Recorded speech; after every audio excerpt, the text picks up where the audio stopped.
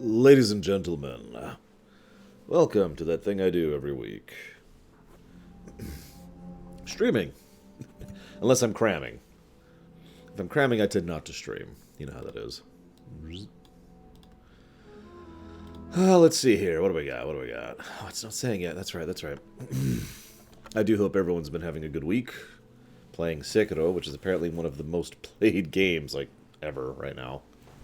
Consecutively played games. Or I guess, wrong word, concurrently, sorry. Consecutive would be this way. Concurrence this way. Hello, Doctor Who. Hello, Geludo. Void Yoshi says hello. Nothing. Thank you, as ever, very much, Geludo. Much appreciate. Would you like to put that sub towards something? Was everyone blue today? Hello, Octavian. Hello, Tara. Hello, If and But. Is this too loud? There we go. There's the appropriate volume. Running around like an idiot with my head cut off this morning. No, not a chicken. An idiot. It's different. Supposedly, my new glasses are going to be here tomorrow. We'll see, I guess. Probably means I won't get to enjoy them for the next couple of days of streaming, but whatever. Well, Mike Romano, it's very simple. There's this thing called time zones and sleep. Now, if I didn't have to sleep, I could just stream. And if time zones didn't exist, then I would be streaming in everyone's morning. Unfortunately, neither of these things are true. So, until I'm able to replace my body with nanomachines, son, I'm afraid we're going to have to continue doing this. All day, every day.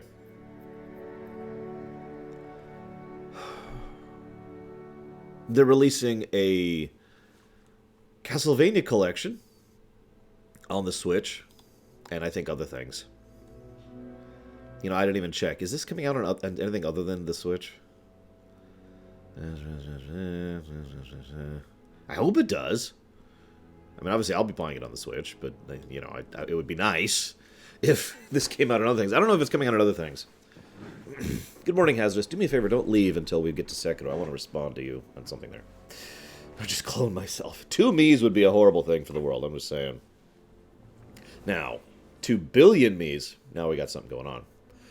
But yeah, they're releasing a Castlevania collection that's coming out sometime this summer. So in other words, basically in the next 3 or 4 months. The funny thing is, they haven't announced all the games coming out for it.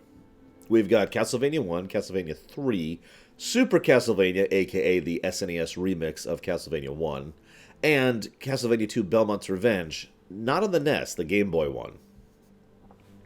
And then 4 other games.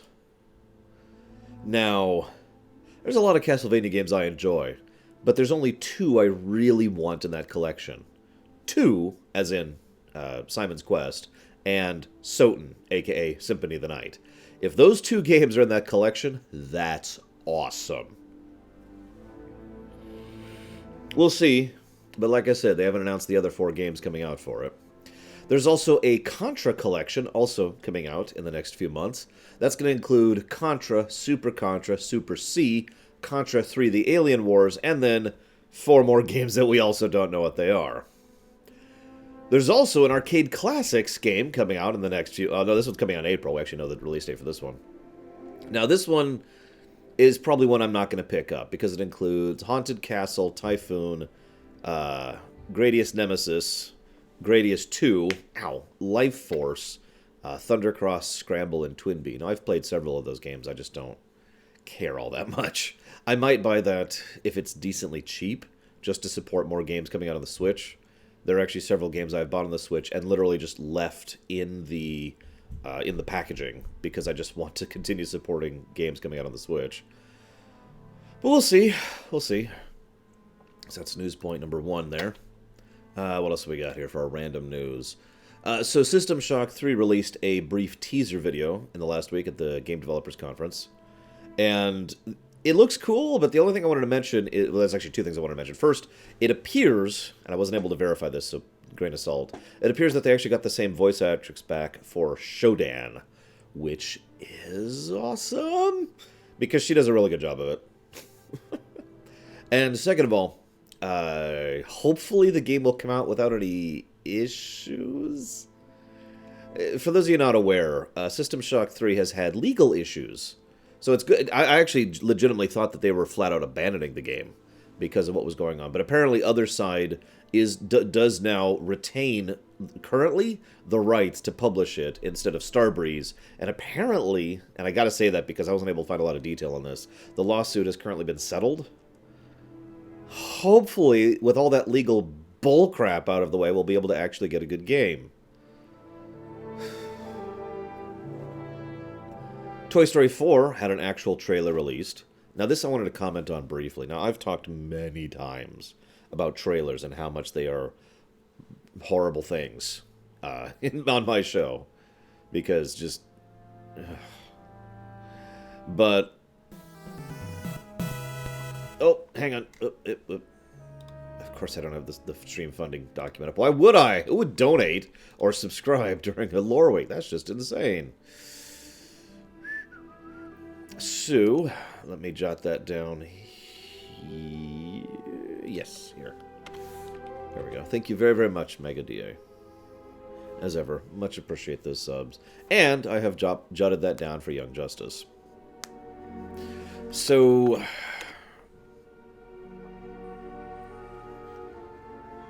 Sure, Ice Tray. Anyways, Toy Story 4, right? Trailers suck. Let's just fast forward a little bit. Trailers suck. And the Toy Story 4 trailer sucks. It does suck. It is kind of crap. The thing is, the movie still looks very interesting. The movie looks like it's really digging more into the world building of Toy Story, into the setting, rules, and concepts that exist in the Toy Story world. And that's actually kind of really interesting. And it's probably going to be an excellent film because it's Toy Story 4. But it's funny to me that a movie that I'm already interested in, that actually does bring up some legitimately interesting points, is just like, I swear to God, if I could just use my infinite power to actually showcase... Oh my God, Ice Tray, you're funny. If I could just use my infinite power to like, dissect trailers in terms of patterns and beat, you would see how there's just, like, certain types of trailers. And they are so goddamn typical. Excuse my language. It's just... It actually frustrates me. Because even films I'm interested in have the trailer. The typical trailer pattern. You know what I mean? And again, this is exactly what happened with Toy Story 4. I don't know how to describe it properly because I'm an idiot, but... I actually did notice that, Plutonia. Yeah, I've noticed the MCU tends to avoid the trailer thing, but that's because, and I actually decided to look into this, because Disney has been selecting a specific trailer company, trailer developer company, I should say, trailer producer company, whatever, you know what I mean, a trailer making team that they have, and that team just makes trailers for them, right? And I've noticed that their pattern, they have a pattern, there is an MCU pattern to trailers, but it's completely different from either of the two typical trailer patterns. And I know what you're thinking. What do you mean? Well, let me talk about the two typical trailer patterns. Typical trailer pattern number one is the kids movie typical pattern. That doesn't even surprise me, Hazardous. Why would that surprise me? They already did that multiple times.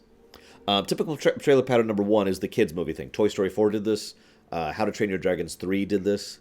Like, if I was to play the How to Train Your Dragons 3 trailer and the Toy Story 4 trailer side by side, I could actually point out how the two intersect with each other. Then there's the action movie trailer, which is basically the majority of other types of trailers, which is, again, just follows a very standard pat of just blong, blong, blong. I'm just sick of it. I'm sorry. I just feel like I'm ranting, and that's because I am. Can I rant a little bit more here? So we're done talking about Toy Story 4. I am interested. I'm seeing it regardless of whether you guys want me to talk about it or not. I hope you guys want me to talk about it, because that turns into a business expense. But, speaking of which, someone asked, yes, we are doing a discussion on Shazam. Me and Third are seeing Shazam on the 6th. That means the 7th will be when we do our Shazam discussion. So, I tried to do a sleep thing, relatively early last night, because I've been pretty tired lately. And so I'm like, all right, I'm going to get an early night in. So I'm laying there. Now, I usually leave my phone on while I'm asleep because you never know. Someone might call or a text might come in or something actually emergent or urgent might actually happen, an actual emergency. So I went ahead and left my phone on like I always do. Now, a bzzzt came through, which indicates that there's an email, which, whatever. I pretty much just blank those out. And then a second one came in, and then a third one came in, and then a 26th one came in. Actually, I think it was a grand total of 28 emails to cover everything. Those were all copy wrong notifications by Sega from my binary domain video, which I'd uploaded the previous night. Or just a bit earlier. So, hearing my phone just exploding made me go ahead and pick it up, figure out what the hell was going on, and saw, I say 26, it was 26 copy wrongs on one of the videos. One of the binary domain videos. There were more than 26 total. It was just 26 on that one video. Like I said, I'm pretty sure it was 20... It was 28 plus. That was a great way to be woken up, because I couldn't get back to sleep for like another hour after that happened. I got some music done, though, so that's something. Oh. Nope, we're okay. Anyways, hashtag screw copy wrong. Really, Sega? And the best part, every now and again, companies try to copy wrong me for moments where I let a cutscene play, because I have a tendency to not want to talk over a cutscene for reasons that should be incredibly obvious. However, I do understand that within a certain level of perspective, within a certain degree of legalese and bullcrap, you can actually justify copy wronging a video because I'm not talking over the cutscene. Now, that's incredibly wrong and incorrect, but I could see at least the argument there. But the best part was, as per my usual, I actually pulled up the videos myself and actually sat down and went to the section where I wanted to watch, and I wasn't being quiet during the cutscenes they were copy wronging me for. I was doing my little commentary thing and responding to chat. So, there's no argument left at that point. I contested all 20 whatever Fallout Bear. We'll see what happens. If they push it, I don't feel like dying on that hill. So we'll just not have the Beyond... oh, this is the other thing. I've mentioned this before, but I should clarify. There's several levels of copy wrong. The most common level of copy wrong is, oh, we own this content, so we're going to claim ad revenue on it. Most of the time, I got to be honest, I don't even try to fight that, because it's harder to fight it and less likely to succeed, and it doesn't actually do anything to me. It doesn't affect me at all. Then there's the type of copy wrong where they say, oh, this is going to be, we're going to mute the entire video. The video will play, but there's no audio. That's aggravating as hell. I've had many issues with the Kingdom Hearts series with that exact thing, for example. Thankfully, no issues with Kingdom Hearts 3. Holy crap. It's one of the first times we've not had any issues with the Kingdom Hearts game. I get zero money. I get exactly 0 cents per any time period from YouTube. I get nothing from YouTube. Now, that's on purpose. In fact, part of the reason I do that is because it actually puts more weight into my camp to fight copy wrong. And in fact, it's one of the things I usually use as my defense, is I do not claim ad revenue on these videos, and therefore you do not have the right to claim that I am claiming this content. And that usually works, by the way. That's my own defense method there. But anyways, no, Hazardous. No. So anyways, the third type of copy wrong, and this is the worst one by far, is they just block the video. No one can watch it in any country. Now, that's the stupidest type of copy wrong, because it's the one that is the least acceptable. To flat out say that you're not allowed to have a YouTube video of a game I am streaming on YouTube, that no one can ever watch it under any circumstances, is bullcrap. Now, the reason that particular category of flagging exists is if, for example, let me use just a random example off the top of my head. Let's say I was to upload a full episode of Star Trek onto my YouTube. That kind of video should be blocked. That is the type of thing that should be flagged as not viewable in any country. Because at that point, I'm just uploading someone else's thing. That's true, Rax, but that almost never happens to me. That's happened like 3 times ever. Like, with the Kingdom Hearts 3 trailer analysis, actually, now that I'm thinking about it. Only blocked in Japan. Anyways, so that is acceptable because I'm basically just taking someone else's content without any alteration or changes whatsoever and throwing it up on YouTube. And that there's legal problems there. Right? However, I've never done that. I know, it's strange, but when you see a video titled Star Trek Deep Space Nine Ruminations, Season 3, Episode 15, episode title, believe it or not, that's actually not the episode. I know, it's shocking. Anyways, point being, that's the one they did. They did the block in all countries thing. For cutscenes from a like a 6-year-old video game that I was talking over during a review I was doing of said game.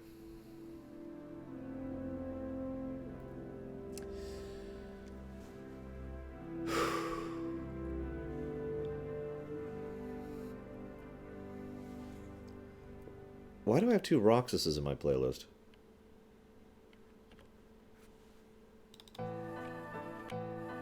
That's just the same song. What the hell? Sorry. Do they gain anything from it? No. See, that's the best part. The reason, that's one of the reasons I brought up the Star Trek example. The reason that 3rd type, or technically 4th type, of copy wronging exists is to just straight up prevent content from being stolen. That's its purpose. That's what it does. That is what it's there for. I am not stealing binary domain. I could literally show you a receipt for the game I purchased, and I was doing a review of it, which is extremely covered by fair use and determined to be a transformative work by many, many, many examples of many, many legal backings. I don't even have to make that argument because a few thousand people have made it for me for the last century. Actually, longer than that. Rant off. So that was my night.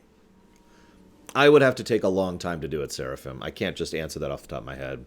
Because the problem is copyright law should be complex. We are in a complex society in a complex world. The problem is copyright law kind of isn't complex. That's actually one of the issues with it. Anyways, what else have we got on our random news? Oh yeah, Google Stadia. Now you might think, isn't that an actual news point? No. Some of you may remember that last week or the week before, I actually don't remember when, we actually had a whole discussion about Google Stadia. And what's funny is, after all that they've revealed, nothing that I have said changed at all. Like, I was actually sitting down, no joke, I was sitting down, jotting down my notes and getting everything completed. I'm like, I already said that, and I already said that, and I already said that, and I already said that, and I already said that. Huh. Like, ultimately, there's only 2 bits of news that are really new that we didn't already know walking into the GDC. Number 1 is the name, Stadia, which actually means something. I forget what off the top of my head. And thing 2 is the Wi-Fi controller thing, which is hysterical, by the way.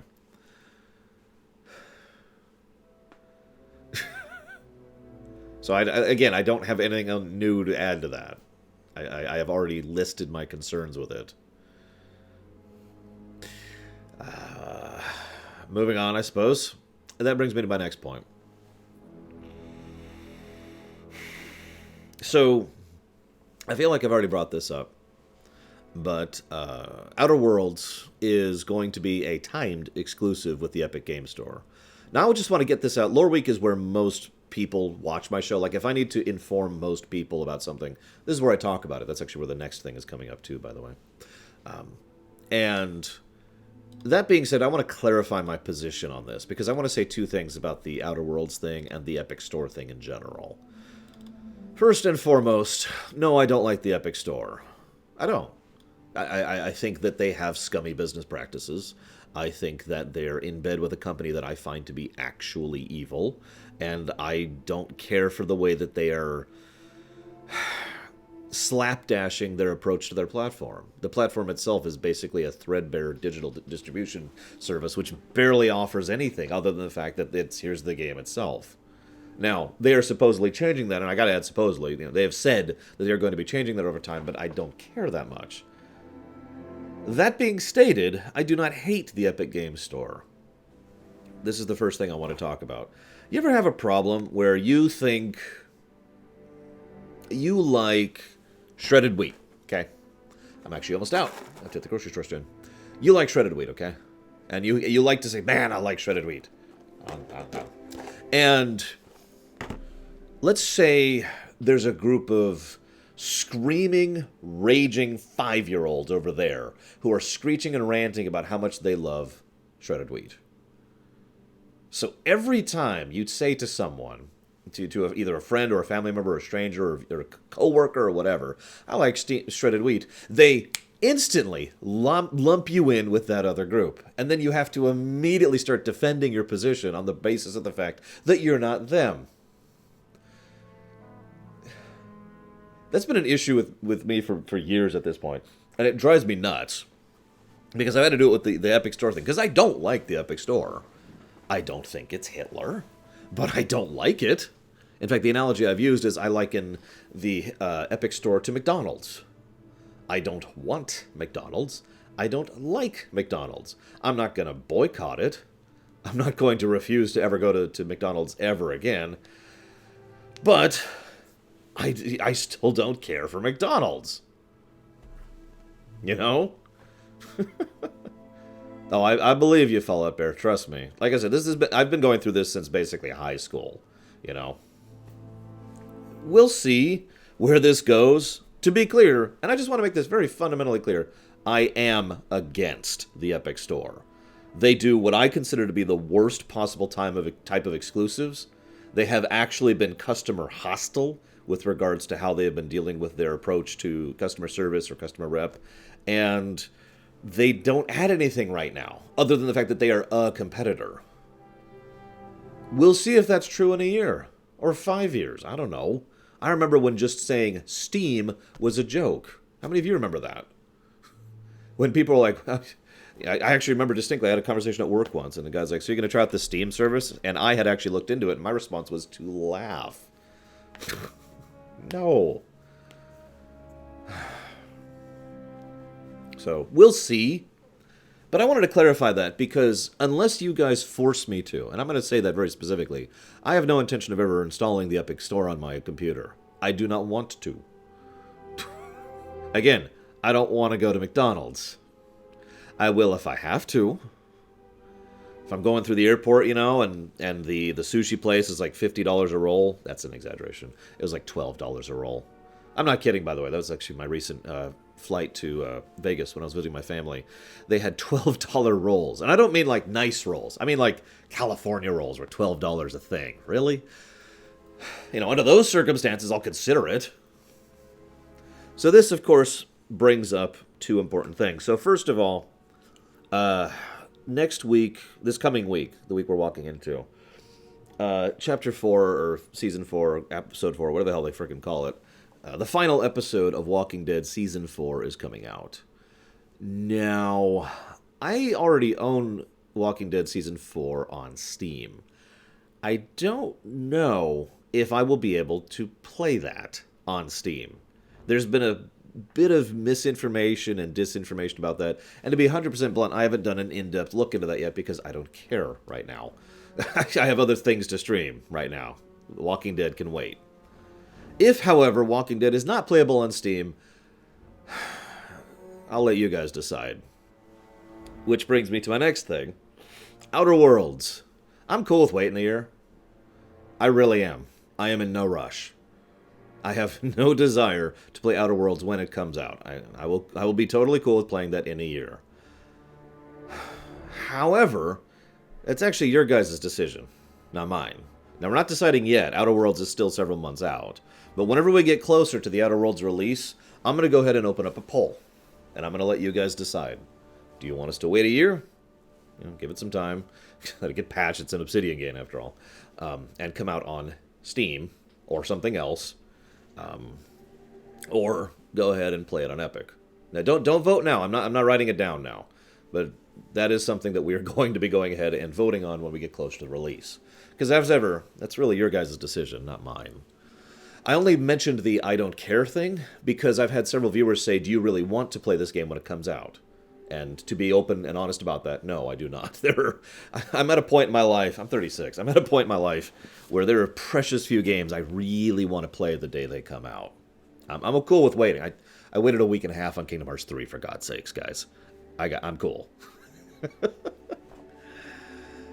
So that's my thoughts on the Epic Store thing. I just wanted to summarize that really quick. Only 36. I feel closer to 63, but anyways, next thing. Now, this isn't really a thing. So, you see this pin right here? If I was to offer the availability for you guys to actually procure this pin, because I got like 70 of them, how many of you would actually be willing to put money into that? Now, I'll go ahead and be open and honest with you. I don't plan to sell this for profit. I would basically be asking you guys to cover the shipping costs and the costs of the P.O. box.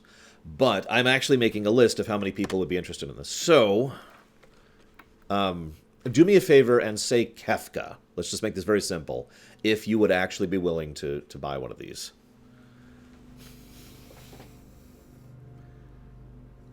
I'll check for Kefka. So we got Zero Hunter. We got Hazardous, Eingrad, Octavian, Fallout there.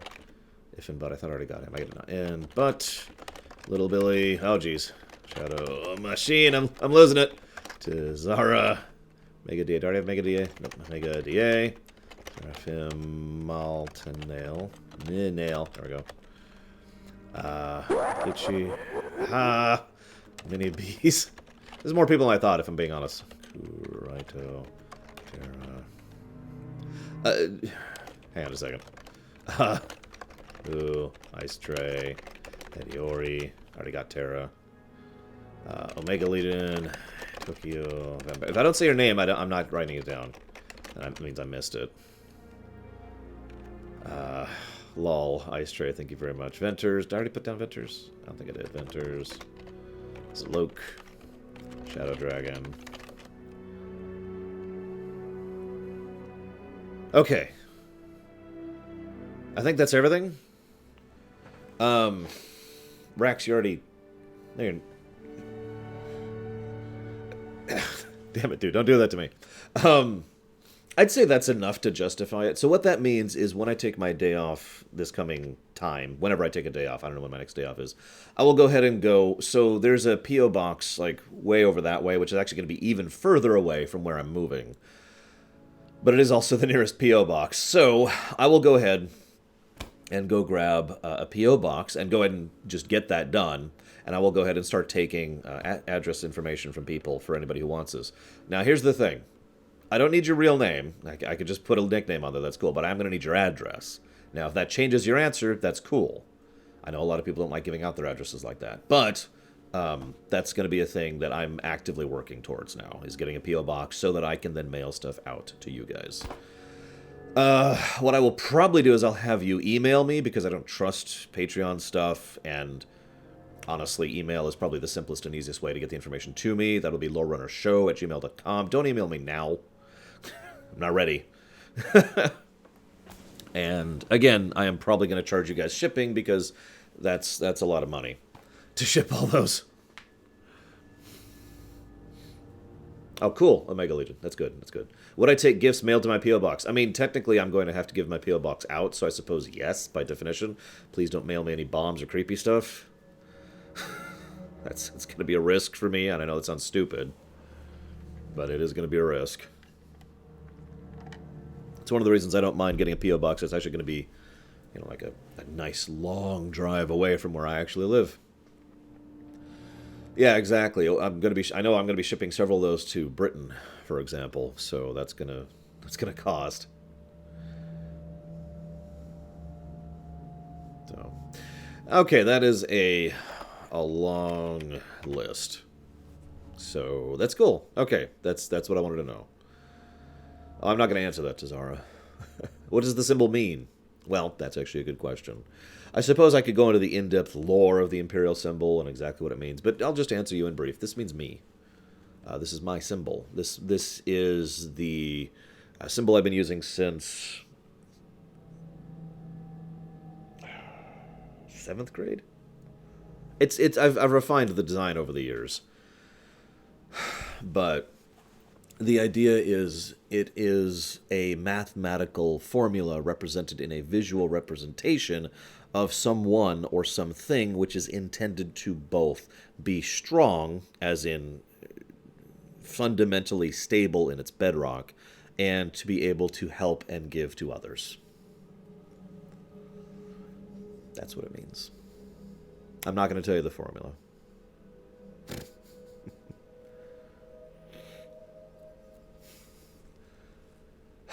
All right, so we do have 2 actual news bits here. Only 2. It's going to be a short lore week. Oh, I already mentioned the pin thing. I should have changed that. Whatever. I am very paranoid. There are too many streamers and YouTubers who get random people showing up at their doors, or other horrible things that can happen. Let's just cut that off. Let's just cut that off. I don't actually know who Jordan Peterson is. So I'm just going to move on. Did you guys know that Vampire the Masquerade Bloodlines 2 was announced? I should write down a timestamp. It's our first actual news point.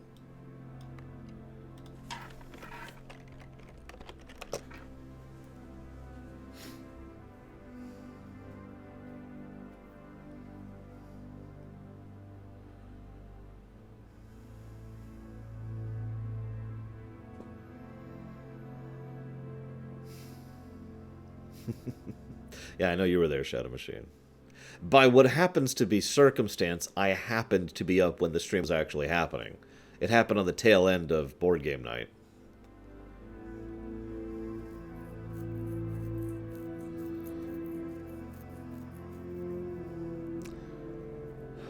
I am reasonably excited, cautiously optimistic.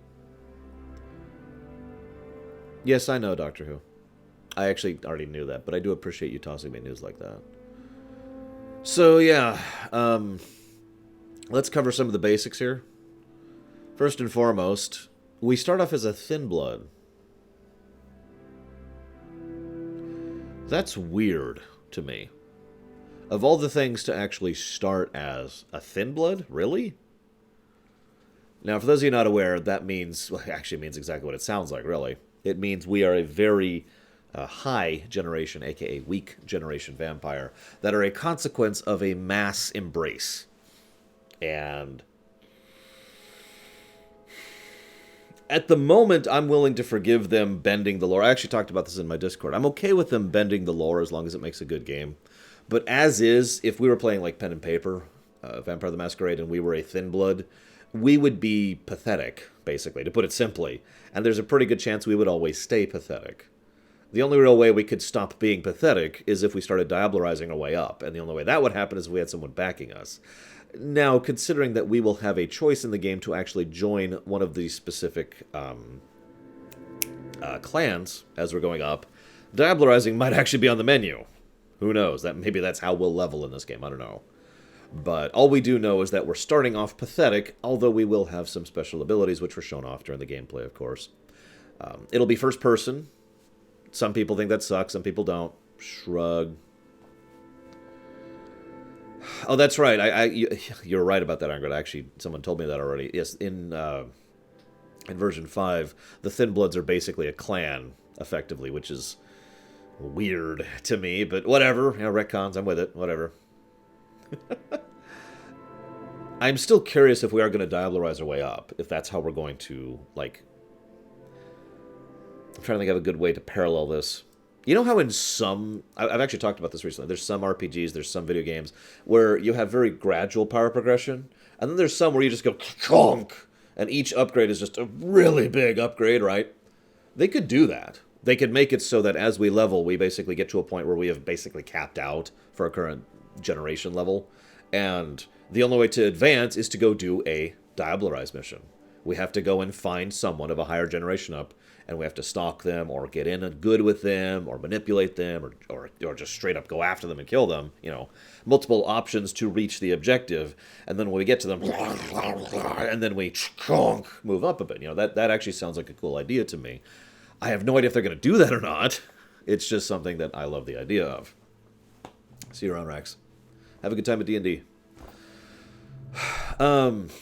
They're, of course, using factions. Why wouldn't they use factions? One of the things I like, though, is that they mentioned that unlike the first game, Bloodlines 1, you don't just have to pick a faction and stick with it. You can do missions for factions and do missions against other factions, and basically either try to juggle or just straight up get everyone pissed off at you if you want to. I'm with that. That sounds cool. In my opinion, the single most intriguing thing about Vampire the Masquerade, or indeed World of Darkness in general, is actually not the vampires or the magic, it's the politics. And I do very much love the idea of that actually bleeding over into the game, so here's hoping. You get to choose your own origin. That's cool. Now, I don't know how far this is going to go. It sounds to me, based on what they were talking about, it sounds kind of like Dragon Age Origins, to be blunt. In other words, your origin affects your bit of your intro and will change certain interactions with certain people. I'm not doing these puns on purpose. I just want to stress that. It will affect your certain interactions with certain people and otherwise will lead to like its own little quest arc, which I'm okay with because an origin mattering for an entire game is unlikely as from a coding and development perspective. But I do like that. They mentioned you could be someone who has a family, you could be an ex-cop. They ran through a few options for what you were before you were turned. And I do like that. Any other games? Well, there's Dragon Age. There's this. I feel like there is actually another one. Guild Wars 2. That's it. Guild Wars 2 is another one that has that type of origins. And it's the same thing in Guild Wars 2. Your origin affects, like, one of your initial quest arcs, like, from level 1 to 15 or whatever. And it changes some of your tutorial, and it changes some of your interactions, and then it just kind of stops mattering, right? Just like it did in Dragon Age, just like it probably will in Bloodlines 2. I mentioned you can choose your clan. That's just weird. Like, that's true. Mass Effect kind of did that with backgrounds as well. A little lesser, but same concept. So you can choose your clan. I'm with it. What I want to know is which clans are going to be in, because they haven't mentioned which ones are going to be in. What they have mentioned is that not all clans are going to be in at launch. However, they are going to DLC additional clans in, and those additional clans will be free.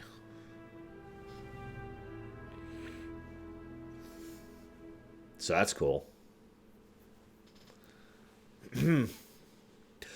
Actually, no, Mike Romano. Near as I can tell, like I said, we're part of a mass embrace, which means, to my knowledge... Oh, I know, Epic Demacy. It's not actually a bug. I'm serious. That's not a bug. That is a feature. That would make sense, Angrod. I agree. So, yeah, we're actually not going to be a... turned by a specific clan. In fact, they were very keen on not telling us who exactly turns us at all. Instead, we're going to be able to politically join a clan, and they will probably convert us, or maybe even not convert us. I'm actually curious where they're going with that, because, well, if I'm not mistaken, they could actually offer a thing where we don't take on the curse of a clan when we join them. We just politically join them as an otherwise vampire. That has some potential, in my opinion. I think they could do a lot with that. We'll see. It also depends on if you can join multiple clans or interact with multiple clans. Kind of depends. They didn't mention if that's part of the multi-faction system that I mentioned earlier. There's going to be mod support. That's cool. They haven't said any details. Mod support can actually mean a lot of things, as I've discussed before. There's we allow mods, there's we encourage mods, and then there's we go out of our way to give out dev tools to make sure that people have all that they can to make mods. There's also we disallow mods and we actively go against mods. So that's like the 5 tiers there. So we're not sure which of the top 3 they're going to be here. But either way, considering that this is a Paradox game, I would not be surprised if they are actually releasing dev kit for this. Because Paradox has always been very big on pro mod.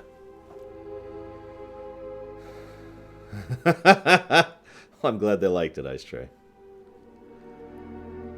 I can't remember. Tremere is my usual It would be interesting if we could join Ventru. I'm very curious which clans are going to be in at launch. I really am. Looking at my notes here, I mentioned that, it is first person, I already mentioned that. They have already shown off several of the abilities we're going to have. And we're going to kind of go down certain skill trees as we go.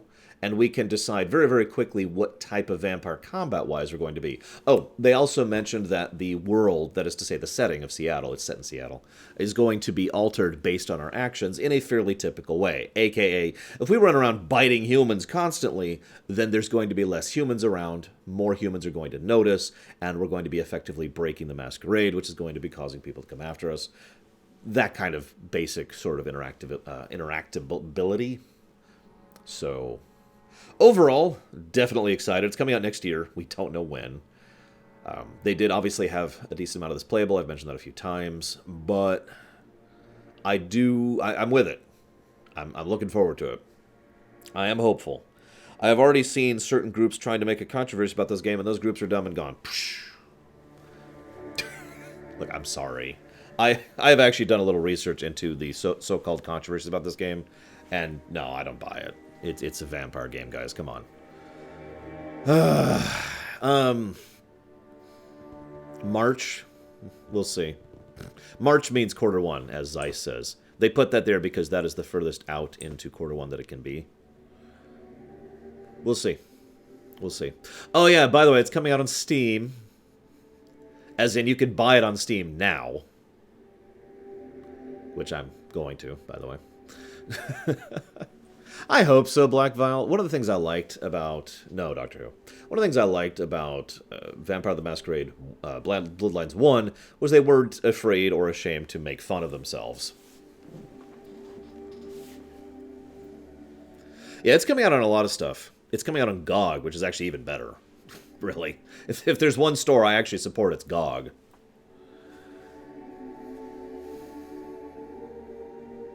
That is true, Adam Ciuta. That is true. That's one of the reasons I don't like what Epic Games does, because they've done that 3 times now. Actually, they've done it closer to 7 times, but three major times. Anyways, much excitement. We will, of course, be adding that to the premiere list in the future. We'll see.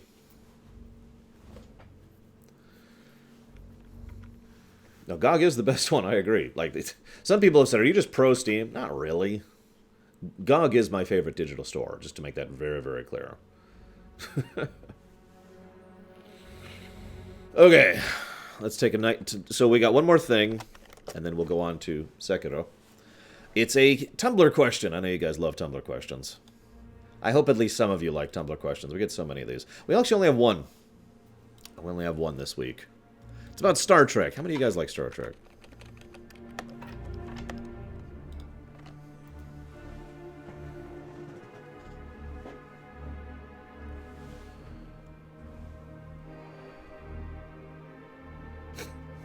Oh, come on. Everyone loves Star Trek, especially Zeiss.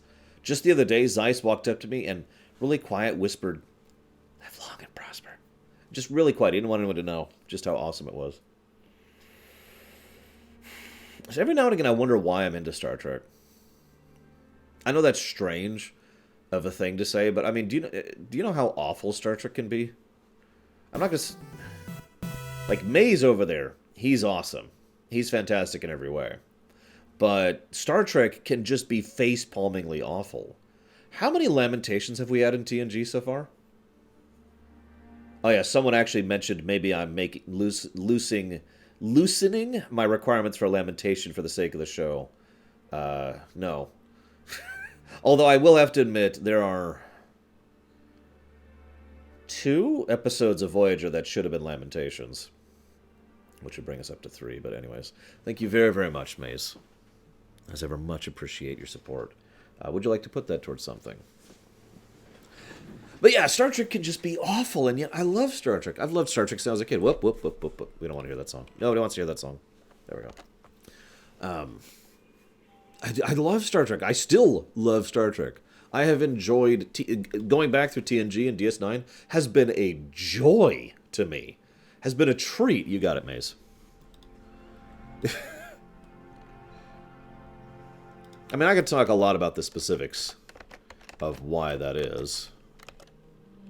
See you around, Seraphim. Have a good day at work. Dark Messiah. Where's the best place to start watching? If you're not sure if you're going to like Star Trek, I always recommend you start with Season 3 of The Next Generation. If that tickles your fancy, I recommend you stop, rewind, and go back to Season 1 and just watch through TNG. If that's still with you, then I recommend you go ahead and go through the franchise as a whole. But I never recommend someone start with The Cage or Where No Man Has Gone Before. And I never recommend someone start with Encounter at Farpoint. I hate to point this out, Justin, but the Way of the Warrior video has already gone live last Tuesday. Don't start with Discovery. Don't start with Enterprise. Don't start with Voyager. I like Voyager. Don't start with Voyager. TOS had amazing stuff. And then it had Spock's brain. But no, I've been asked that question many times. I always recommend, if you're not sure, start with TNG Season 3. It's a pretty good, this is what Star Trek is to me. It has a pretty good balance point of being, it has some good stuff, it has some bad stuff, but it mostly kind of sits in the middle as far as overall quality, and is generally decently high quality television, in my opinion. And it also is pretty definitive Star Trek. They have character focus, they have actually hitting issues properly, they have science fiction concepts, all that kind of stuff, right? It does feel like it's jumping in the middle of something, and it is, but I still recommend it. Again, I actively recommend you start with TNG Season 3 if you're not sure if you like Star Trek or not.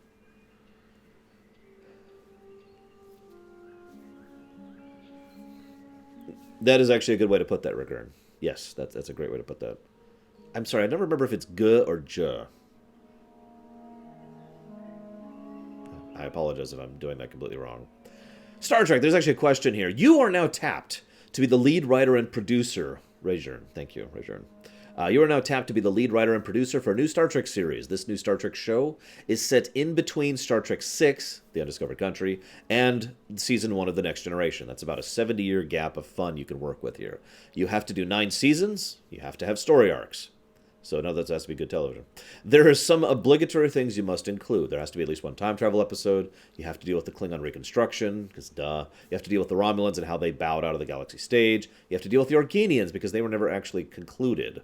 You have to deal with the Gorn, because they were never actually concluded. You have to at least have one episode with Captain Sulu and the Excelsior crew, and you have to do something with V'ger. How do you address this?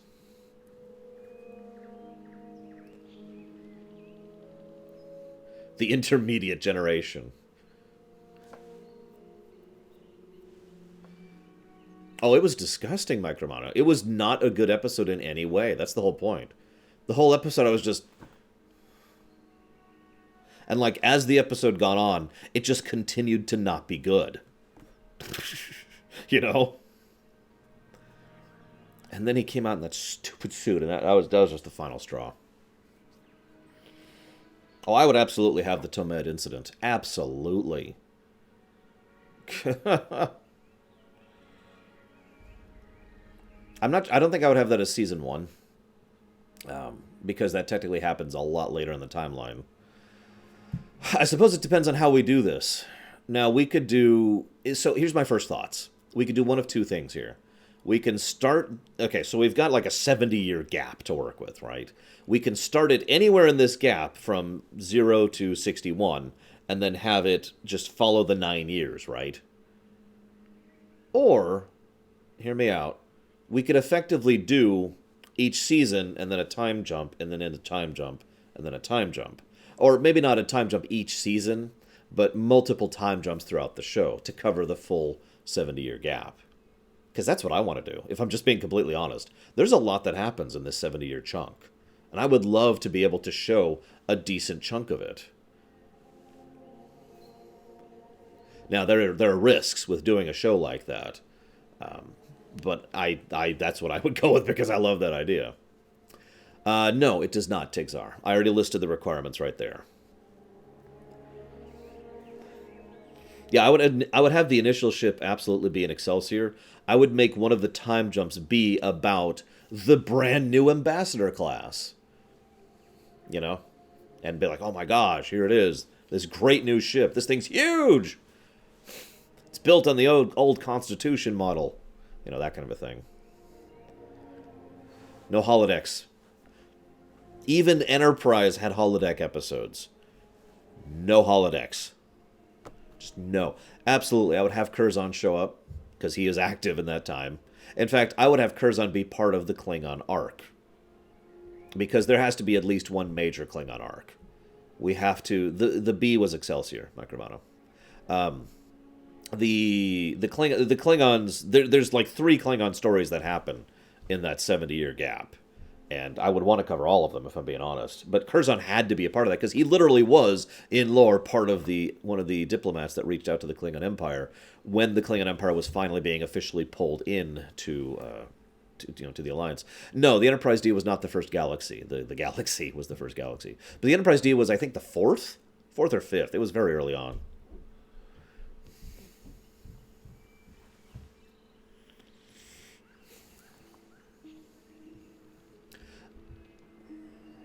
Not a bad idea, Tigzar. We couldn't do that for the entire show, but I do like the idea of like one of the arcs or 2 of the arcs being from the perspective of a Romulan or a Klingon crew, and actually developing, showing things from the other side. In fact, one of the things I kind of love the idea of now that you're saying that is showing the Tomed incident and basically chopping the Tomed incident into half and showing it from the Federation side and then showing it from the Romulan side and kind of doing this. So the Federation side ends with the incident and then the Romulans just peace out. And then we have a few more episodes from the Romulan perspective leading up to and then following through on the consequences of the incident. And that's awesome. I like that idea. The Organians is one of the things that was mentioned as something we have to deal with. I kind of like the idea. It was actually mentioned in, I believe, the novelization of Star Trek VI, that the Organians had flat out refused to intervene in the events of Star Trek VI because they believed that we'd gotten adult enough to deal with our own issues at this point. And I have always liked that idea. So I have to admit, I kind of like the idea. I wouldn't do an arc about the Organians. I would just have there be an arc about the Klingons.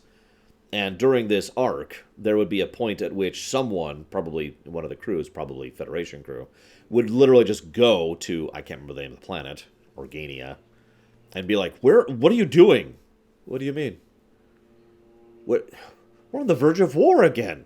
We're 2 major galactic powers. We think you can handle this. What? We think you can handle this. But you have grown up enough as societies to be able to deal with your own problems. We're not going to intervene. Not unless we have to. And then like, fine. And then they leave. And then a Q shows up just randomly. No, I'm dead serious. I would actually have a Q be involved in that. I'm not sure which Q, because John Delancey is pretty old, but a Q.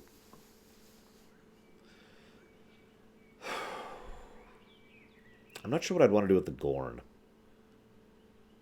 The Gorn in the show are barely there. In fact, if I'm not mistaken, the Gorn are in 2 episodes of Star Trek. One of Enterprise and one of TOS. I could be wrong about that, but they're very, very rare regardless. So I'm not... All of my knowledge and understanding of the Gorn basically comes from STO. So... Would I do anything with the Xindi? Yeah, absolutely. Believe it or not, I actually like continuity. So I would absolutely have the Xindi present. I wouldn't do anything big with them, but I would have them be there.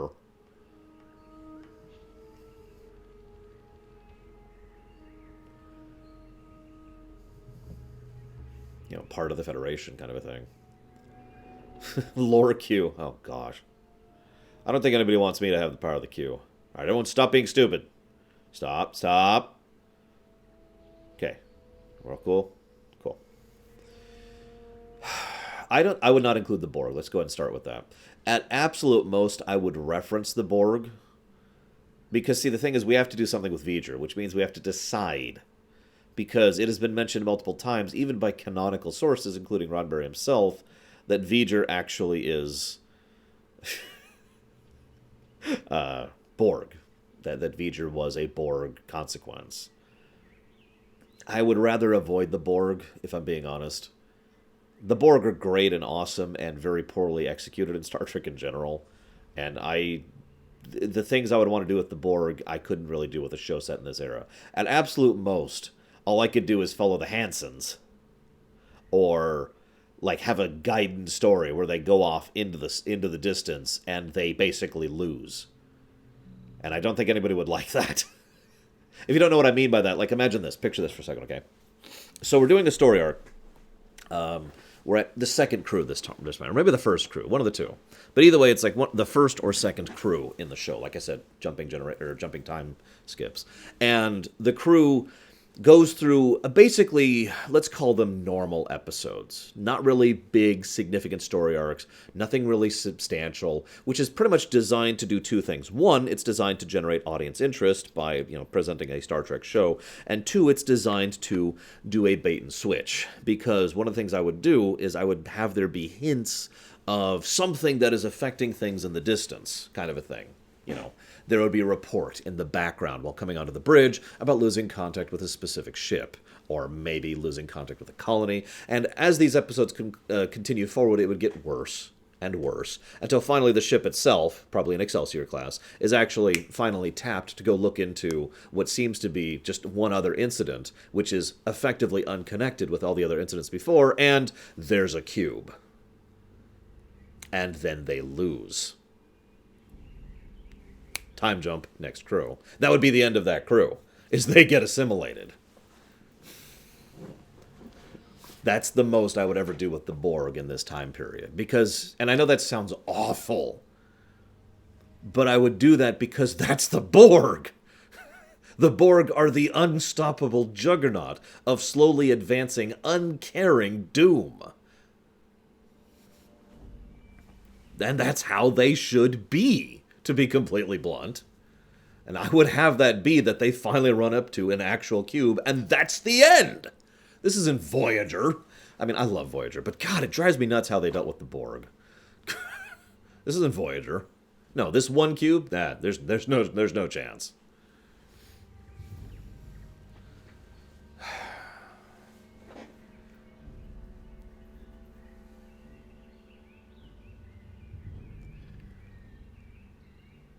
I would also have there be an El-Orien on the ship. He would be one of the refugees from Star Trek Generations. He or she, don't care about the gender. They would be one of the refugees, and they would be on this Excelsior-class ship when it runs into the Borg.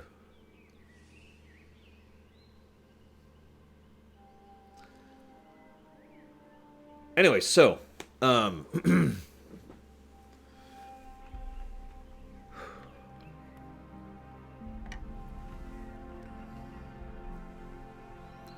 I would have the El-Orien be like a major character too, like one of the main cast, along with the captain, first officer, the usual arrangement. Yeah, exactly, Giludo. At this point in time, the Borg were way ahead of us. Would we see a young Picard? I would be very, very hesitant to include anyone from the other shows. Because no matter what we do, we would have to actually go and hire someone new to play them. Now, I know that's a thing that's happened. I mean, 3 people have played Spock at this point in history, right? But that's a dangerous minefield to navigate. Because not only do you have to have a new actor playing an iconic role, but now you have to treat that role very carefully. You can't treat it too carefully. You can't treat it with absolute reverence, because then you're just licking its boots. But you also can't treat it badly, because then you're doing it a disservice. And you would have to be very carefully navigating their already pre-existing history, because we already know pretty much all the history of all the characters for like a 300-year gap here. So now Curzon's an easy one. The Trill kind of give us an out on that, and we do know a decent amount about Curzon to fill in the gaps there, and it would make logical continuity sense for Curzon to be involved. But Picard? Now, I actually agree with that, Hazardous. Now, Ateska has an interesting idea that I kind of like. The idea of having at least one of the arcs be set groundbound, which is something we've never done before. Every Star Trek show, even including Discovery and Orville, has been set either on a ship or a station. Now, that makes sense. It's a space show, right? Star Trek. But I do have to admit, at the base level, the idea of having a ground-bound show does actually appeal to me. I'm not sure if I'd set it at the Academy. I'd have to think about that very carefully. But I do like the concept, and I do like the idea of having at least one arc being about, let's call it just a slice of life arc. Probably as a direct follow-through to something horrible and heavy. So, for example, let's say Season 1 arc is mostly dealing with the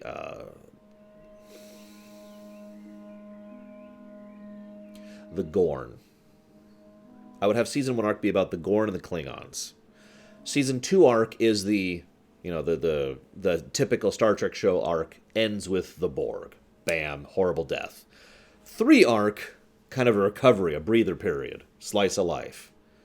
Leading up to the 4th arc, which would be this, because I don't want to do the Tomed incident first. I want that to come a little later on. That would be the 4th arc for me. I do like Starfleet Academy, I have to admit, but I don't know, I'm really torn on that. There's a lot we could do with a ground-bound arc. Kinda, yeah, Tigzar. I'm one of those weird people who really likes the episode Family. I guess I shouldn't say it that way. Did you guys know that they almost didn't do the episode Family? Of course you do, because you know anything about Star Trek. But the opposition to the episode Family was huge. That episode almost didn't get made like 5 times because of how much everyone in charge, everyone in a suit, said, no, we can't do an episode like that. Family is an awesome episode, in my opinion, and something that absolutely should have happened. Make of that what you will.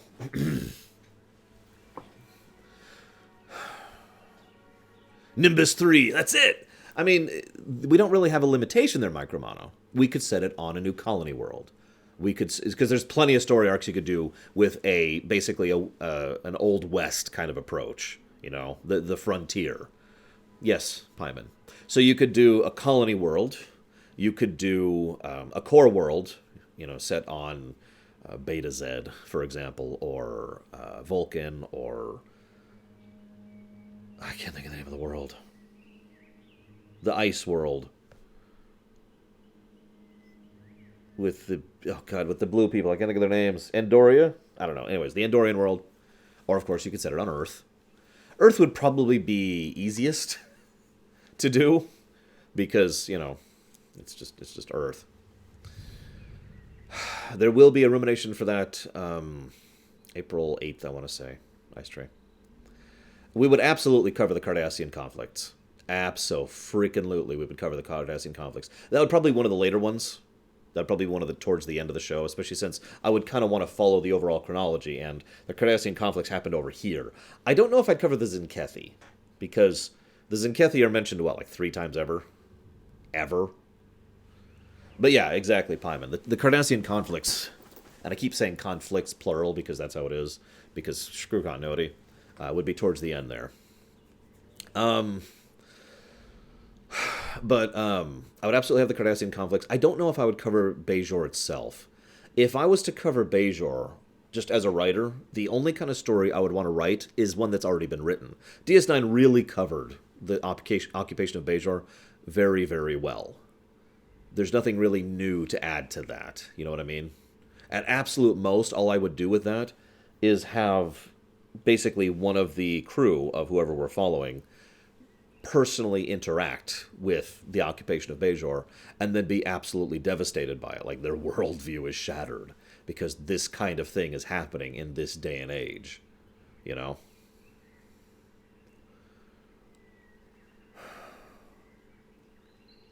Now, the hard thing for me, you have to have some kind of conclusion story. There has to be some kind of satisfying conclusion. I've been debating what that would be. That's been the hardest question for me, because there's so many story arcs we could do in this period. But we can't just do multiple story arcs. We have to have some kind of, and then the show ends, right? We need to have some kind of, this is leading into Star Trek The Next Generation. And that would be the overall tone, would be, the Gruk is over with. We dealt with the Klingons. We dealt with the Romulans. We dealt with the Cardassians.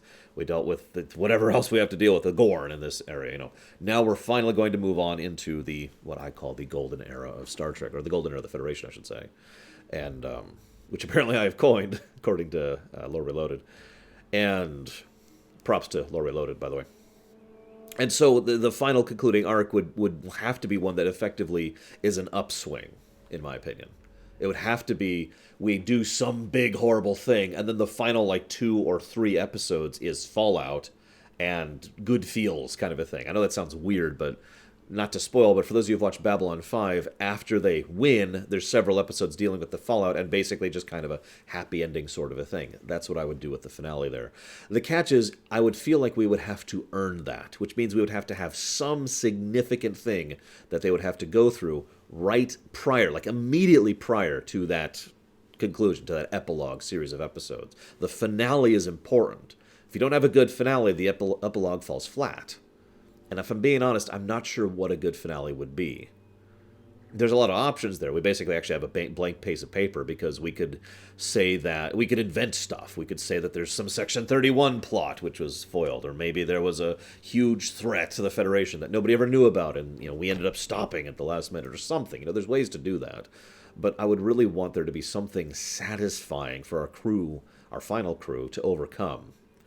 And if I'm being honest, this is getting difficult at this point. I would love it if the way in which we finally conclude this finale arc is a way that has been built up to by each of the previous crews across each of the previous time jumps. To have something, at least one thing from each...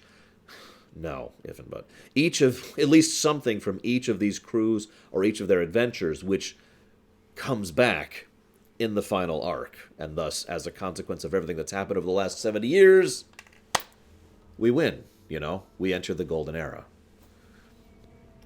Does that make sense? That's how I want to construct that, and that would take time and effort, which I do not have right now.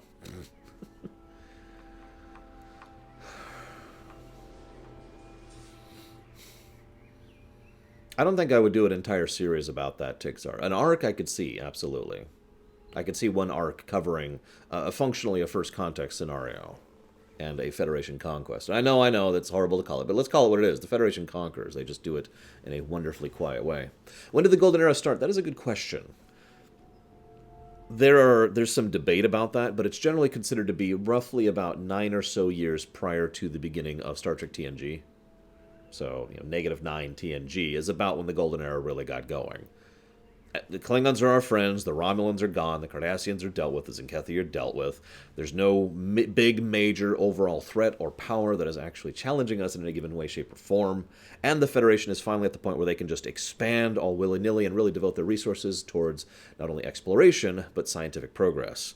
That's also when they had a massive amount of, leaping forward when it comes to their ability, their capacity, their tech.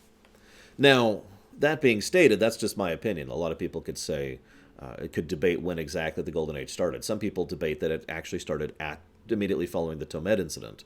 Some people say it was after the Cardassian conflict, which would have been about 15 years ago. Some say it was immediately following Star Trek Undiscovered Country. That immediately following Star Trek VI, we entered the Golden Era. Take your pick.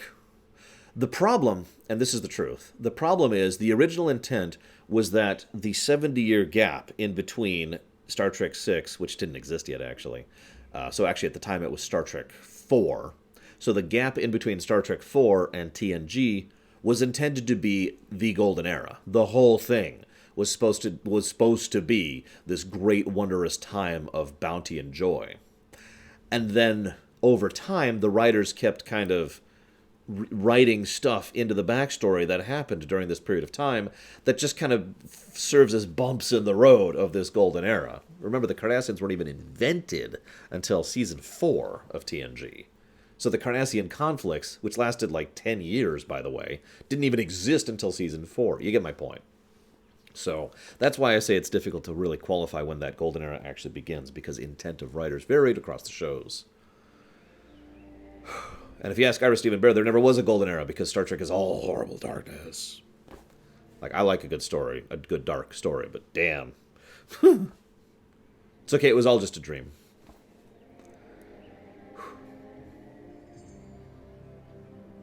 We do know exactly when the golden era ends. I've never heard anyone debate when the golden era ends. Like, I know that sounds weird. I'm sure someone in chat right now can say, "No, I disagree." This is your chance. Come on, hit me. I'm ready. Most people that I have talked to tend to agree that the golden era ended at Wolf 359. Like, that was the definitive moment there. Thank you, Tazara. Thank you. Appreciate it. Star Trek 40K. No!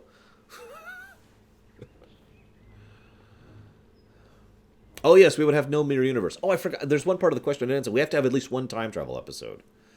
I'm going to open this up to the floor because I got to be honest, I only have one time travel episode idea. It's the same idea I've been shipping around for like 10 years now. So, when would you... What would you do with the mandatory time travel episode?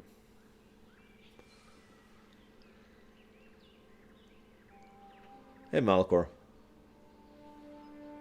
And in case you're wondering, the time travel episode I've been shipping around for 10 years, it literally has been 10 years, is the origination of the Borg. It's okay, Arcus. It does more good than bad, I would say.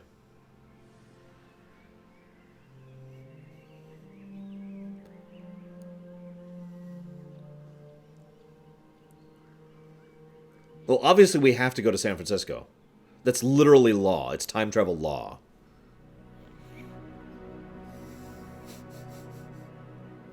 Does it have to be part of the overall arc? Preferably, yes. Preferably the time travel would have to be part of the overall arc. But it doesn't have to be. That's not a mandate. I'm seeing a few people saying traveling to the future. The eugenics war. Didn't we cover that in Voyager? That's a joke. It's a long, weird joke.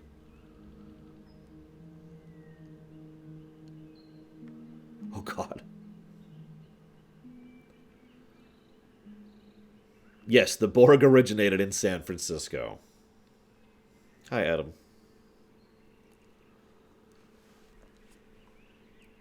Yeah, see, the funny thing is there's actually quite a few things from history we could use for a time travel episode. It's just not sure I want to go with that. Where I'd want to go with that. Other than the origination of the Borg, obviously. And what else is there?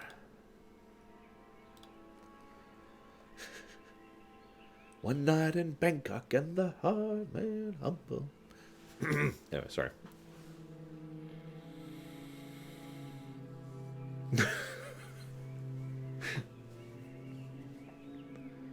The smug. The smug shows up. The smug cloud. It turns people into Borg. That was the origination of the Borg.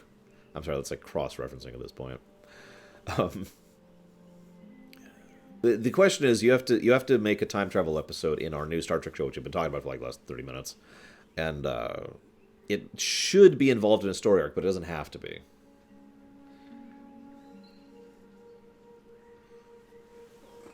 Doesn't need to be.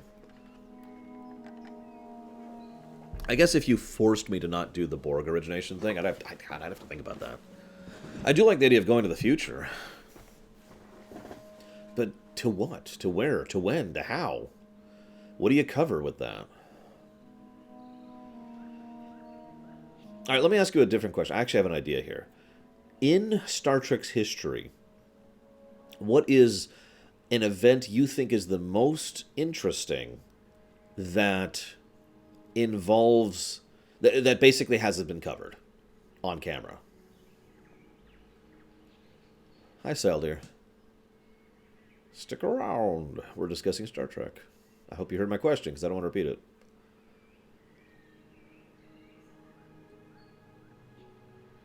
First Contact?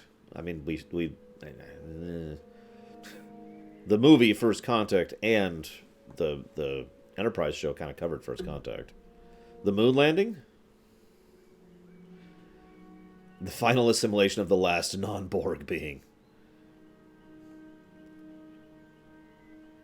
Origination of the Borg. Damn it, if and but. The Sundering. Yeah, several people mentioned the Sundering earlier. The Eugenics War. Several people mentioned that, too.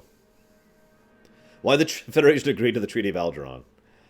I mean, yeah, that's some really dumb stuff on behalf of the Federation. But we know just how awful Federation treaties are, so that's not really news. The Earth-Romulan War. I have to admit, I wouldn't want to cover that on camera. And the main reason why is because the limitations to maintain continuity with the Earth-Romulan War would be really severe, you know? That would be a trick to cover that. And you know what's funny is the only reason those limitations were put into lore was because they wanted to have there be a big reveal that Romulans looked like Vulcans.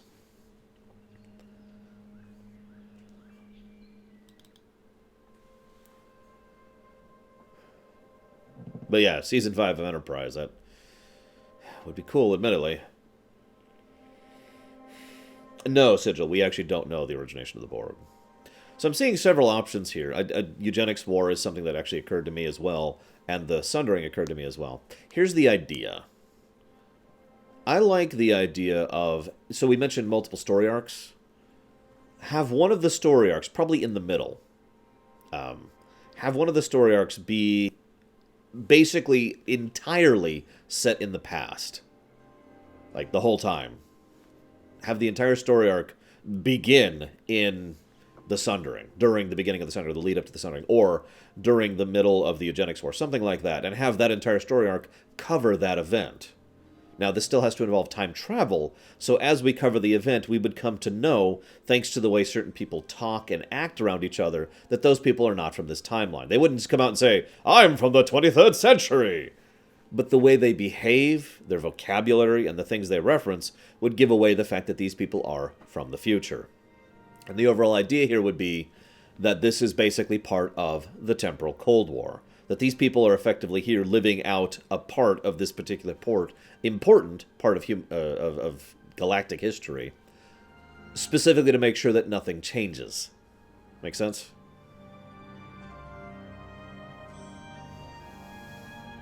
That's what I would do, I think. If I had to not do the origination of the Borg, that's what I would do.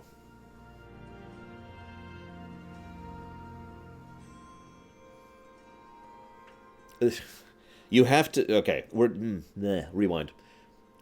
Okay, we're starting a Star Trek show, a new Star Trek show, Saldir. It has to include a time travel episode, at least one. What do you do with it? That's the core question.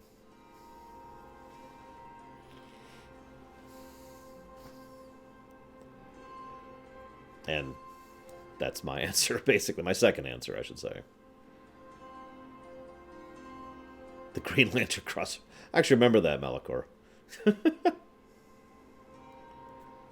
That would be the Sundering Sigil. That's one of the two big ideas. The Sundering, which is the Vulcan-Romulan split, or the Eugenics War. Both of which were extremely important events in galactic history, and both had a significant impact on their respective histories.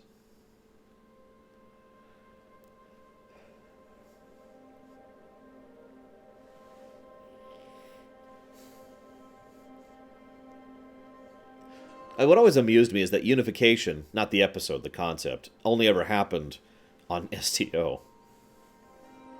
No, Tigzar. Yes, Adam, why wouldn't it be? It's literally set in between Star Trek 6 and TNG. It kind of has to be. I mean, what do you think we would do? Start a new Star Trek show with the intent of not having it be part of the main continuity?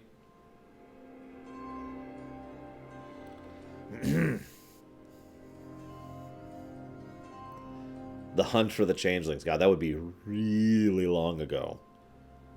Yikes. Still possible.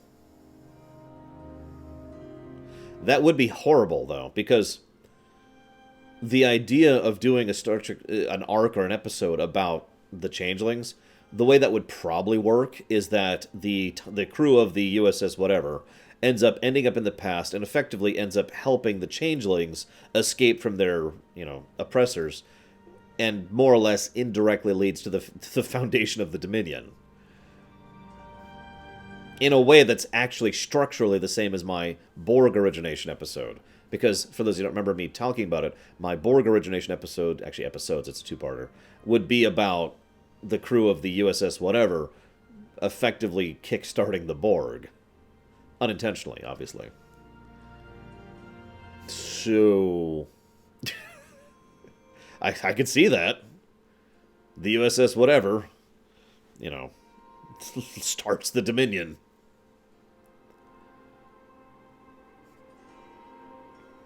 How will they end up in the Gamma Quadrant? Quantum. Actually, that is a very easy question to answer. They don't. Remember, the time at which the Dominion was founded sometime in the year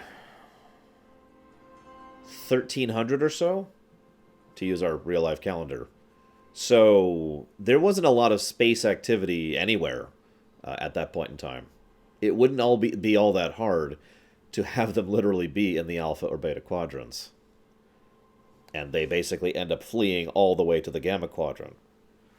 You know? 70 years is not that long of a trip. Obviously, it'd be longer then, but, it's not a long of a trip for a species that doesn't age. I wouldn't, Adam. Hate away!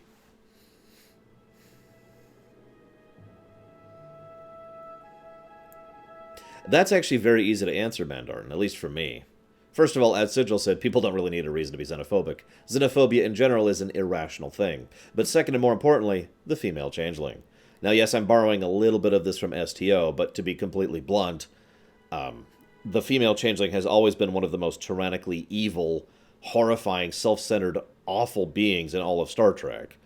It really is not that hard to assume that they would basically twist this or turn this into more justification for, them just being in charge, right? Keep. Absolutely keep, Solar. Unless I don't understand your question. Hang on. What's your... verify your question, because I don't understand, I think. True enough, Vigilant. First contact from the Vulcans. I just picture the Vulcans. I believe I am detecting a significant alteration in the nearby space-time continuum.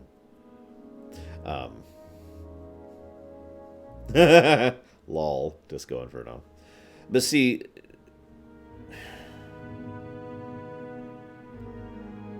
First of all, let me just go ahead and say that I'm a big fan of Type 1 time travel, which is all time travel has always happened and always will happen. You cannot alter history. Ergo, that's what I mean when I say maintaining status quo. In other words, I would not alter the timeline with the time travel episode, and I would not create another timeline with the time travel episode. Whatever happened would be something that always happened and always will happen. That's what I mean when I say maintaining the status quo. Now, I don't mind it altering the status quo in any other way, but that's what I mean by that. So, I have to admit, I'm kind of tempted by the idea of the Iconians. We actually have the tech now to probably present the Iconians, as they were shown in STO, in a decent light. Like, to actually make them look cool, rather than cheap or cheesy.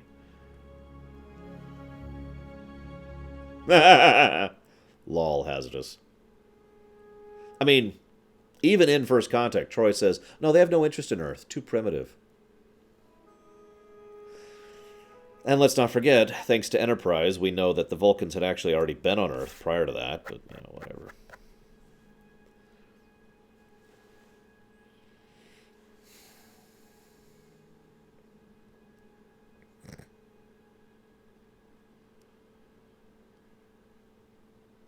I'll tell you one and only one thing I would do and not do with this new Star Trek show.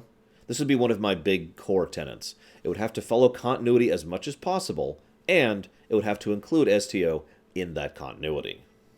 In other words, I would very much be keeping STO in mind when it came to the show, and I would freely reach out to the developers of STO on a regular basis to work with them on the matter. I am firmly in favor of game and show being part of the same story.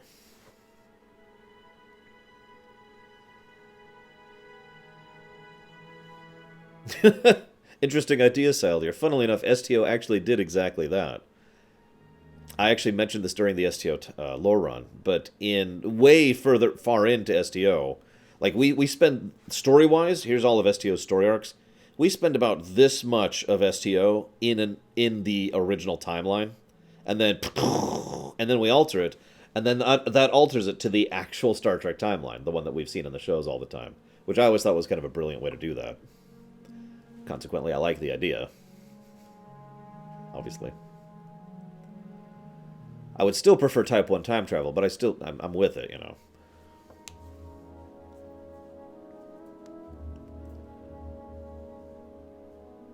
That sounds terrifying, a taste cut. Wait, I've got it. I've got it. The USS Humpback. And it's a really, really big ship, but almost all of the space is just tanks, and all of the crew are whales, humpback whales. And they're like, and all the dialogue is, I wouldn't do this. I wouldn't do this. Pro tip. If you're ever going to have a show or anything where someone vocally speaks out loud, don't make them sound irritating. Whatever their alien language is, don't do that. Don't make them sound like the Ugnaughts over in Tor. Just don't. So like...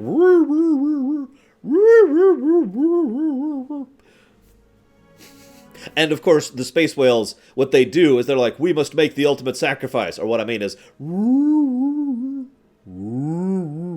Yes, that is a jab at Discovery, but I was actually thinking about KOTOR and Tor when I was actually thinking of that. And have the whales go back in time to right before Kirk and crew show up in Star Trek 4. And then they basically go and they beam themselves down, and they are the whales that are found in Star Trek 4. And then they are brought back into the slightly less future, and they save the world. They're like...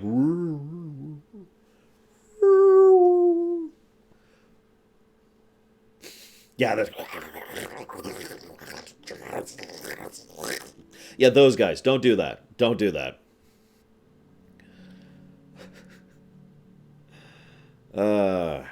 I actually don't agree, Sigil, but that's just me. I do agree that you have to be careful when it comes to cross-continuity.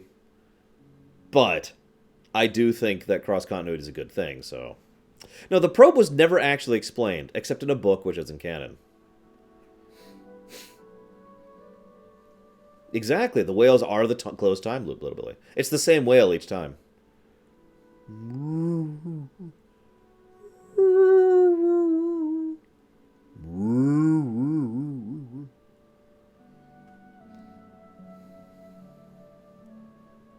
Well, like I said, Disco Inferno, my overall preference would be Type 1 time travel. In fact, I've already told you exactly what I would do with it.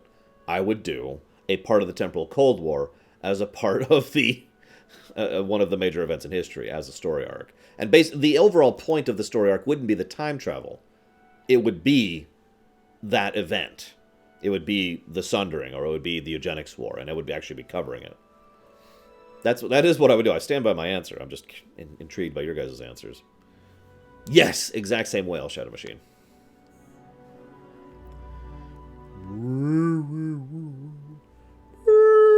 I'll stop. I'm sorry.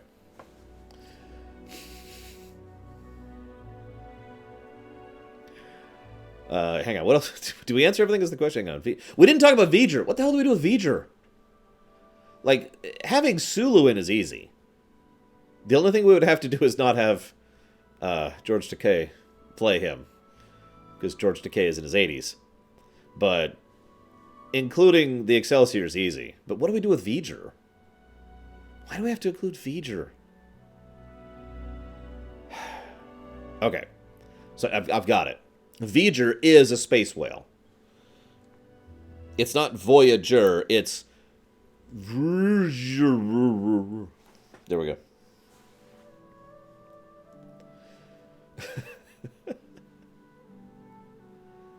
If I'm being completely honest, I have no idea what I would do with V'ger.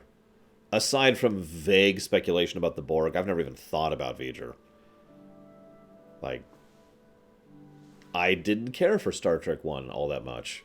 There were good parts of it, but overall I was just, yeah, okay. Yes, absolutely, Sigil. V'ger is from Star Trek 1, the motion picture. Or the slow motion picture. Or the motionless picture. I've heard a lot over the years. The slow motion picture is my personal favorite. Nuke the whales. Oh, God. South Park did that, too, with the dolphins. Anyways. If I had... I like it too, Raydron.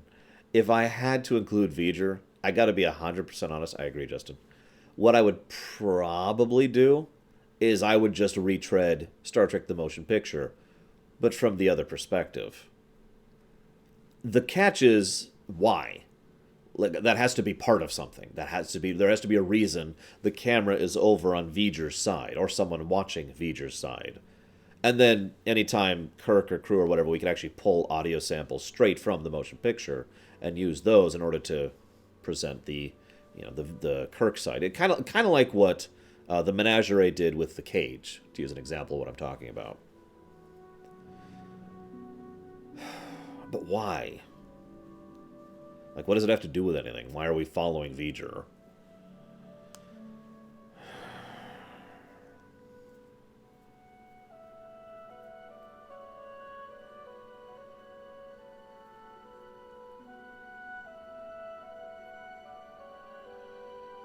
I am coming up a complete blank here, guys. Help me out. Every idea I have is terrible. It is a requirement. That's the problem, Selder. It's actually part of the required stuff. Oh, God, Adam. Why do we have to include V'ger? Because it's one of the requirements. The requirements are there has to be at least one time travel episode, the Klingon Reconstruction, which we've covered, the Romulans, which we've covered, the Organians, which we've covered, the Gorn, which we've covered, the Excelsior, which we've covered, and V'ger. Oh, and it has to be set in between Star Trek 6, and TNG Season 1.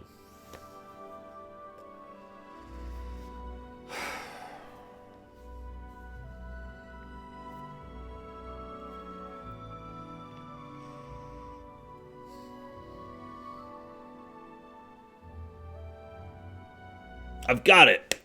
So when Decker merges with V'ger, he becomes the first Borg Queen. No, I'm kidding, I'm kidding.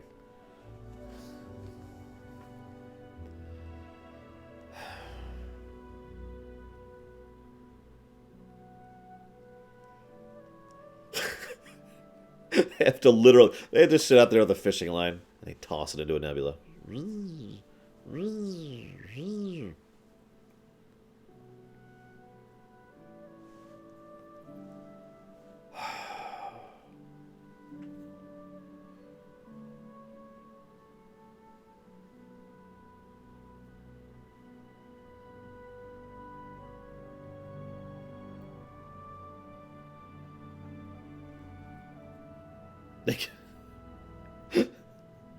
Decker's like, where have you guys been?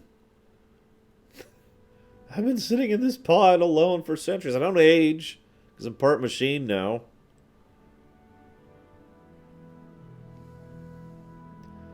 But what do we do with V'ger, Siler? Like, remember, V'ger has to be on camera. V'ger means... Yeah, you see the problem? This is just... Oh, I have no idea what to do with this. Whoever asked this question, I hope you appreciate how much you've stumped me and my audience. Like, I've seen a few people say, let's just do a Borg thing. And I agree, that's just kind of clunk, right? That is the easy way out. I mean, it's obvious, right? Decker merges with a machine to become a new life form and then vanishes. So Decker bot goes into the past and starts the Borg, or whatever, you know. Oh, and Little Billy... Okay, so there's another illustrated creative content. We have to have at least one lamentation in our show. We have to have just as bad of an episode as possible.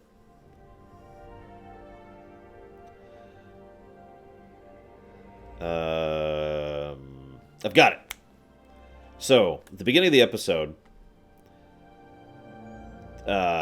a clip show. No. We're not going that bad. I refuse to add another clip show to Star Trek's history. There's only ever been one. Let's keep it that way.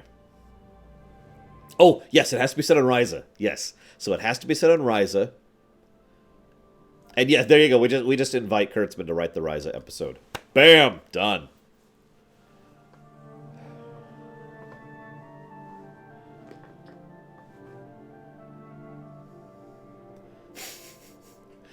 Weren't there like 3 separate time travelers at the launch of Voyager, Mihawk, at this point in time?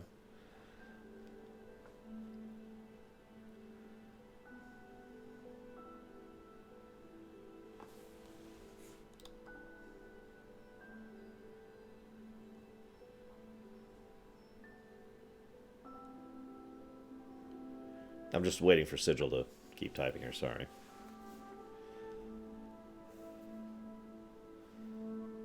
No, Tara, no!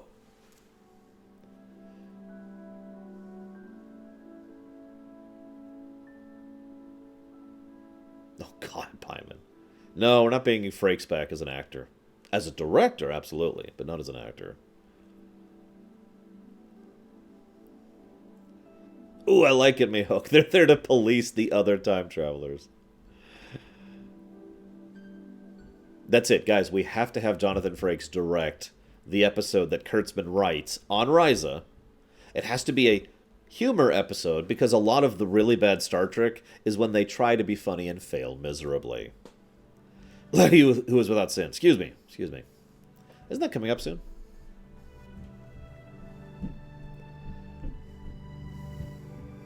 Now, I like the idea, Sigil. The only hole there, and it's a workable hole, but the only hole is we have to decide why V'ger is around at all.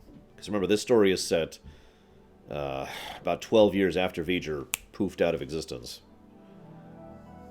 Still workable. Still doable.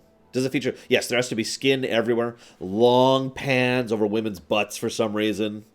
You got to do that. It's mandatory for a Ryza episode.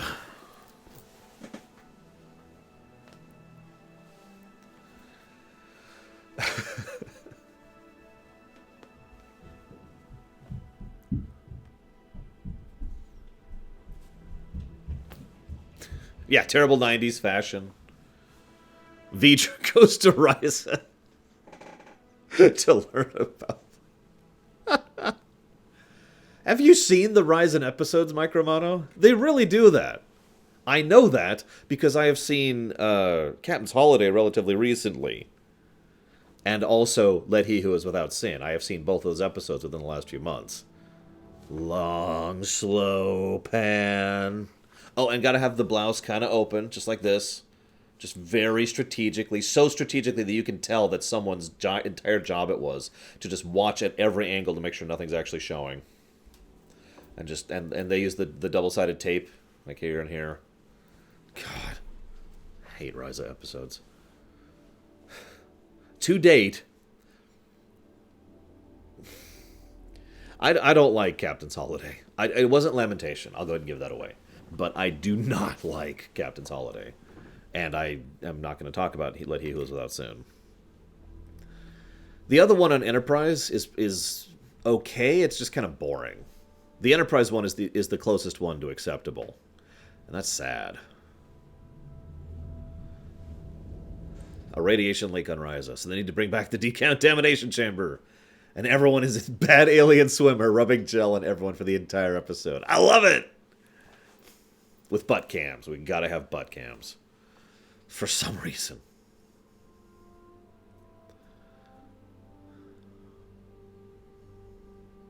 Wait, I've got it. And then Samuel L. Jackson shows up and he just like leans over. He's actually the shuttle pilot. He's just driving the shuttle. And then he leans back over the back of the shuttle, and he's got his gun loaded here for some reason with the safety off. And he just kind of starts chatting and accidentally shoots the guy to death. I'm sorry, but that's the funniest scene of that whole movie to me. Anyways.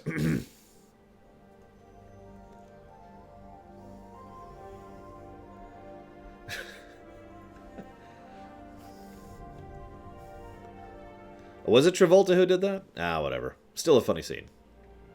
I haven't seen Pulp Fiction since... It's been a while. Over the decade range.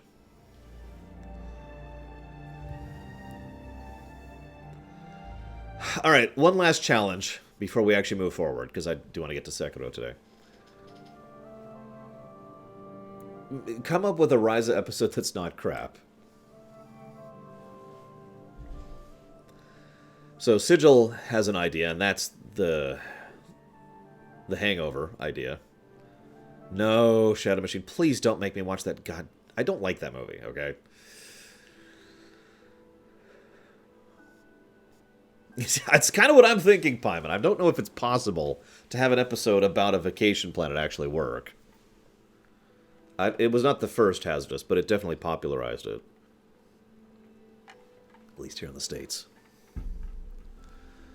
Let's see, a Ryza episode that's not crap. Okay, first thing, it's not all about sex. I know I've been banging on that point for a while, but by God, there's more to Ryza than sex. Point 2, jetpacks. Jetpacks automatically make things more awesome. So we've already done 2 big things to help out here.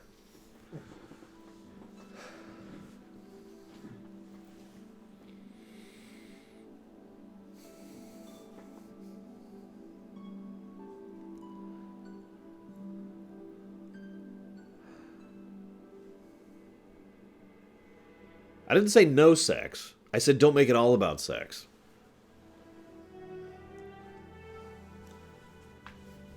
The only Ryzen episode that wasn't predominantly focused on sex was the Enterprise one.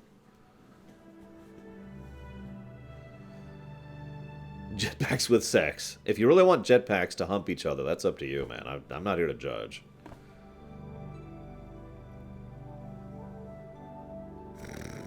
Oh, God, I know the one you're talking about, too, Plutonia. Yes, I heard about the WoW banning thing. I don't care, really. I heard about it, though. Look, Nerd Factor, all you need to know is that we don't need to have it all be about sex, and there's jetpacks. That's all we gotta do. Just go. The problem, okay, real talk for a second. The problem is that if you have an episode about someone else relaxing, that's not really good for us. Believe it or not, watching someone else relax isn't all that entertaining. So something has to happen. There has to be a plot of some sort. Now, Captain's Holiday had it be about the really ridiculous time travel, stupid Ferengi, stupid plot of stupid. Let He Who Is Without Sin had an even dumber plot about basically missionaries who were trying to get the planet to clean its ark up. Enterprise's episode didn't actually really have a main plot. But there has to be something. There has to be some way, something to do other than just watching someone do this.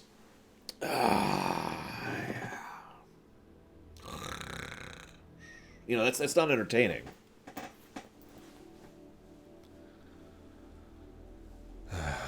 I like that idea, Salder.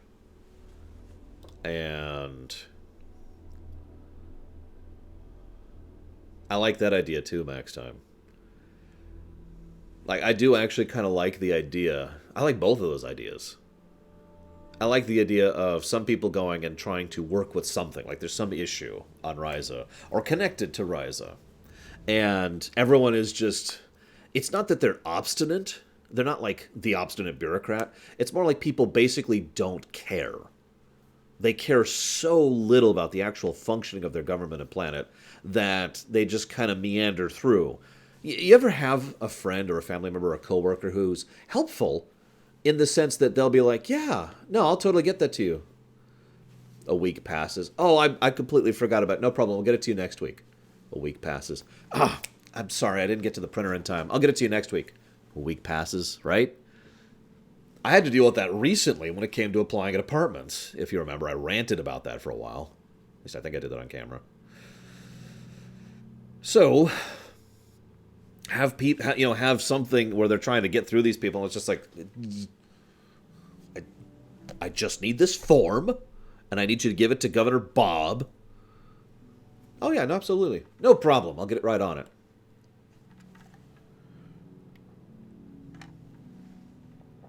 Oh, you want me to do it now? Yeah, no problem. Wanders out. Oh, it's a nice day. It's funny you say that, Adam, because the first Ryzen episode we ever had was a character who was ordered to enjoy R&R. That would be Picard, Captain's Holiday.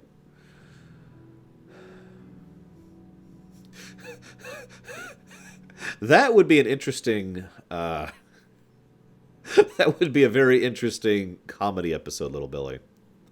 That would take some very careful writing, too. And then the universe is about to end! Oh, no, it's cool.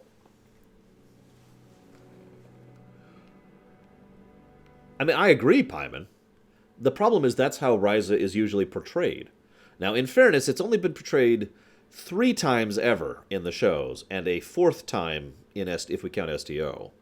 It is referenced constantly, especially on Deep Space Nine.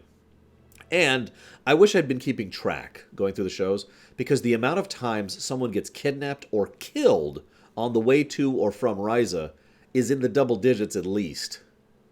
I'm not kidding. That's actually a thing.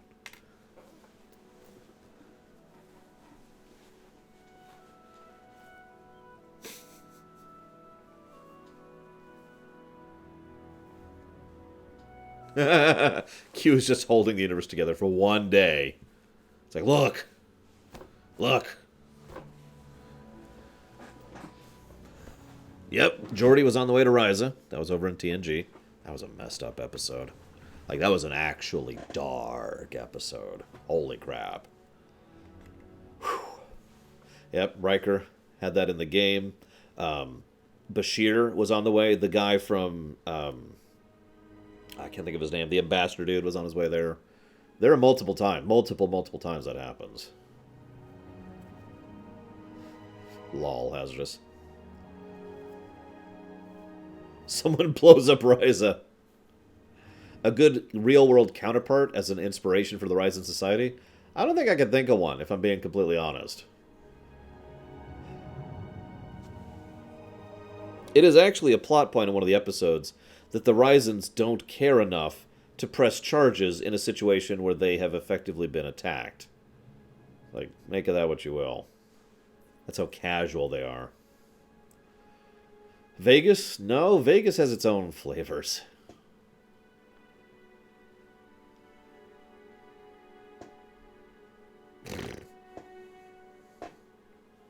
Is Ryza the internet? No. Yes, Bashir had that happen to him twice. 3 times if you want to get into that, but I don't think the third one was to a conference. Pretty sure. I'm not at that episode yet, so I don't remember. Monaco? Actually, Monaco's not bad, except if you just remove the organized crime aspect. So...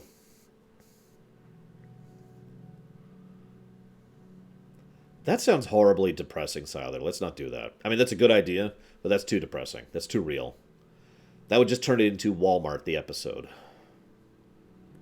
You ever work at Walmart before? Hi, welcome to Walmart. Hi, welcome to Walmart. Welcome to Walmart. Welcome to Walmart. Welcome to Walmart. Okay. Anyways. Recover, Lore. Recover. It's okay. You're safe now. You're safe. Well, it doesn't have to be lovey-dovey. It just needs to not be depressing to the point of suicide-inducing. It's all I need.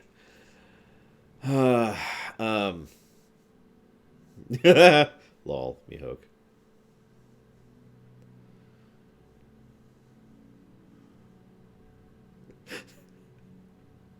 I actually don't know how bad Target is. Or Target, if you prefer. Have some Soylent Green stuff. No! Oh, God. At that point, that'd just be Kingsman 2, wouldn't it?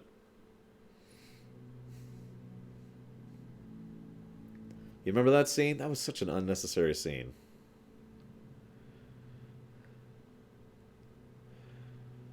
Let's go ahead and cut this off. Now that we've descended into the depths of hell. So, for those of you watching on YouTube,